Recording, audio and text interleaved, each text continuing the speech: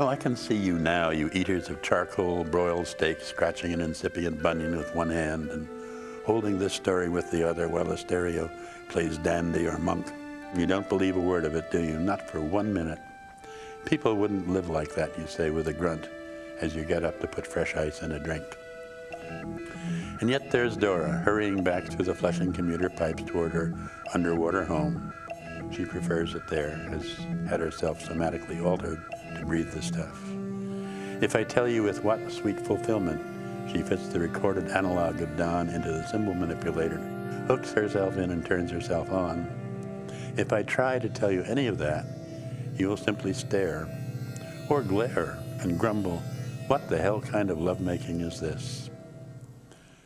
And yet, I assure you, friend, I really do assure you that Dora's ecstasies are as creamy and passionate as any of James Bond's lady spies, and one hell of a lot more so than anything you are going to find in real life. Go ahead, glare, grumble, Dora doesn't care.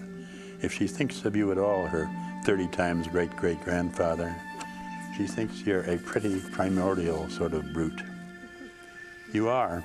Why? Dora is farther removed from you than you are from the Australopithecines of 5,000 centuries ago. You could not swim a second in the strong currents of her life. You don't think progress goes in a straight line, do you? Do you recognize that it is an ascending, accelerating, maybe even exponential curve? It takes hell's own time to get started, but when it goes like a bomb. And you scotch-drinking steak eater in your relaxicizing chair, you've just barely lighted the primacord of the fuse. What is it now, the 600,000 or 700,000th day after Christ? Dora lives in day million, the millionth day of the Christian era, almost 1,000 years from now. Her body fats are polyunsaturated, like Crisco.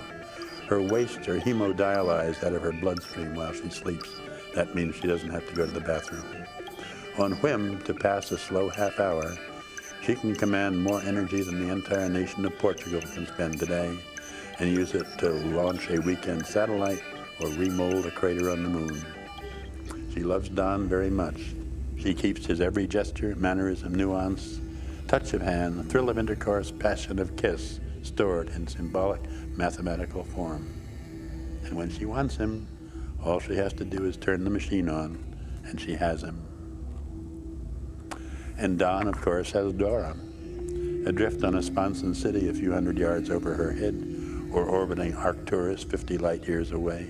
Don has only to command his own symbol manipulator to rescue Dora from the ferrite files and bring him to life for her. And there she is, and rapturously, tirelessly, they love all night. Not in the flesh, of course, but then his flesh has been extensively altered and wouldn't really be much fun. He doesn't need the flesh for pleasure. Genital organs feel nothing, neither do hands, nor breasts, nor lips. They are only receptors, accepting and transmitting impulse. It is the brain that feels. It is the interpretation of these impulses that makes agony or orgasm. And Don, the symbol manipulator, gives him the analog of cuddling, the analog of kissing, the analog of wild, ardent hours with the eternal, the exquisite and incorruptible analog of Dora, or Diane, or Sweet Rose, or Laughing Alicia. For to be sure, they have each of them exchanged analogs before and will again. Rats, you say, it looks crazy to me.